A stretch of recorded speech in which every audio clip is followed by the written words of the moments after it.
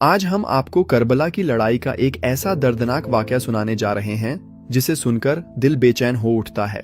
Karbala के मैदान में बनी हाशिम के बहादुर जवान अपनी शुजाअत में सबसे आगे थे।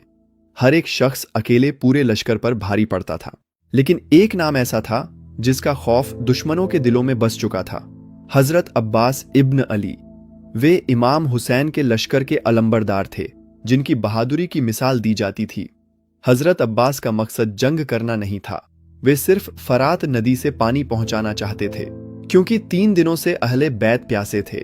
लेकिन जब भी कोई दुश्मन उनके सामने आया, उन्होंने पूरी बहादुरी से उसका मुकाबला किया।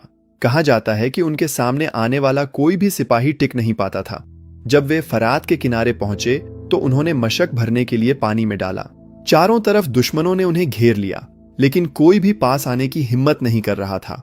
दूर खड़ा शिम्र भी खौफ से उन्हें देख रहा था। हजरत अब्बास ने जब अपने हाथों में पानी लिया और प्यास बुझाने का इरादा किया तो अचानक उन्हें अपने खेमों की प्यास याद आ गई, खासकर छोटे बच्चों की। उन्होंने पानी अपने होठों तक लाकर भी नहीं पिया और वापस नदी में डाल दिया। उनके लिए अपनी प्यास से ज्यादा अहले बैत की प्यास अहम थी।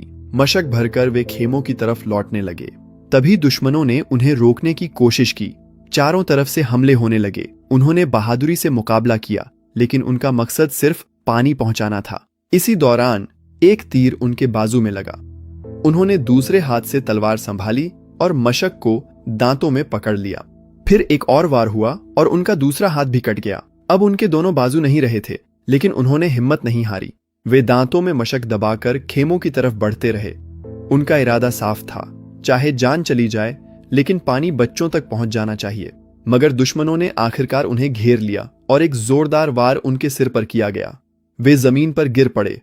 मशक हाथ से छूट गई और सारा पानी बह गया। जब इमाम हुसैन अपने भाई के पास पहुंचे तो बेहद गमगीन होकर फरमाया कि अब उनके पास सहारा नहीं रहा। उनके लिए यह सदमा बेहद भारी था। जब इमाम हुसैन खाली मशक लेकर खेमों की तरफ लौटे तो छोटी बच्ची सकीना दूर से उम्मीद लगाए खड़ी थी कि उनके चाचा पानी लेकर आएंगे। लेकिन जब उन्होंने खाली मशक देखी तो उनका दिल टूट गया और उन्होंने मासूमियत से पूछा, बाबा, चाचा अब्बास कहाँ हैं? इसके बाद करबला की दर्दनाक घटनाएं जारी रहीं। प्यास, शहादत, जुल्म और सब्र की वो मिसालें जो इतिहास में हमेशा के लिए दर्ज हो गईं। यह वाकया सिर्फ एक कहानी नहीं, बल्कि सब्र, कुर्बानी और सच्चाई पर डटे रहने की सबसे बड़ी मिसाल है। अहले बैत ने जिस तरह इस्लाम की खातिर हर तकलीफ सहन की, वह हमेशा इंसानियत को राह दिखाती रहेगी।